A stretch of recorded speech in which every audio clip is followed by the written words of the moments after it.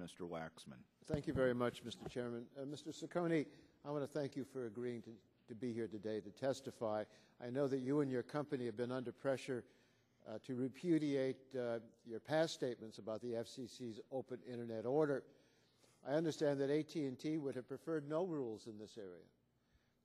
But based on your public statements and conversations with my staff, it's my understanding that you think the FCC landed on a reasonable middle ground that removes the uncertainty that was impeding jobs and investment.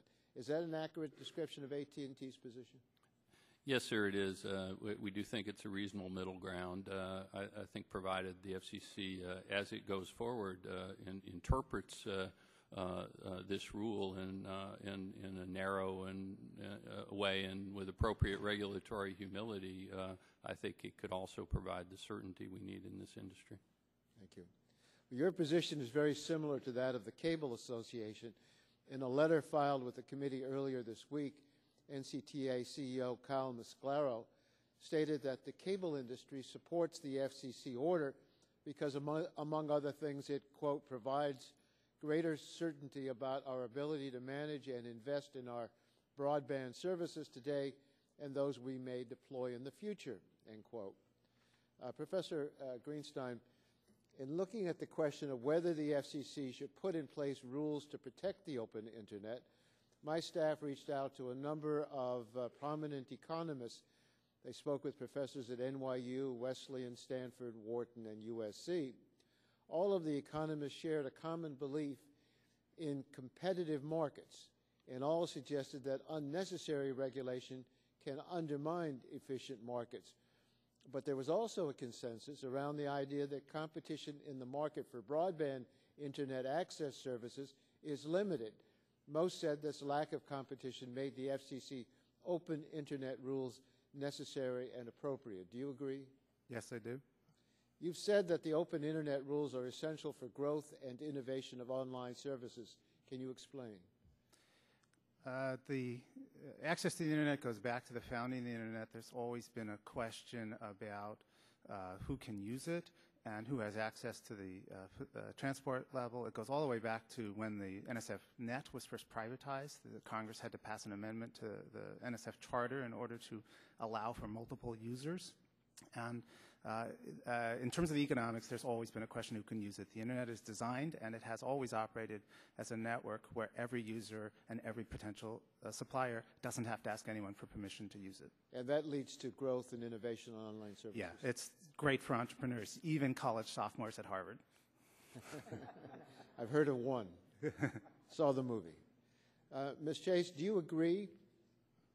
Do you think that open Internet rules are essential for growth and innovation of online services?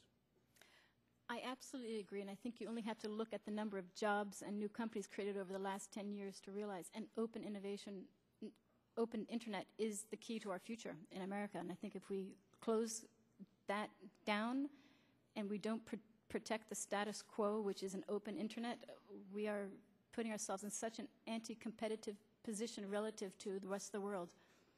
Thank you. In addition to reaching out to academics, my staff also spoke with economists at the Department of Justice, and we wanted to speak with DOJ to get their reaction to the argument, often repeated here, that the issue of net neutrality is better addressed through antitrust enforcement. DOJ told us that that's not the case. Although antitrust can be useful if a phone or cable company uses its market power to stop a competitor from entering the market, antitrust law doesn't stop a phone or cable company from blocking websites or applications that don't pay for access.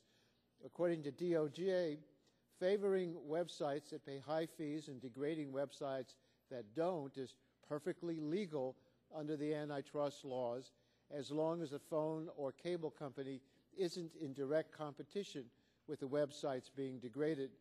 I don't know who to direct this to, but let me ask you, Mr. Greenstein, do you agree that antitrust laws are not sufficient to protect the public against attempts by the phone and cable companies to take advantage of their market power? Yeah, antitrust laws are very good for looking at mergers, but at very narrow questions in mergers.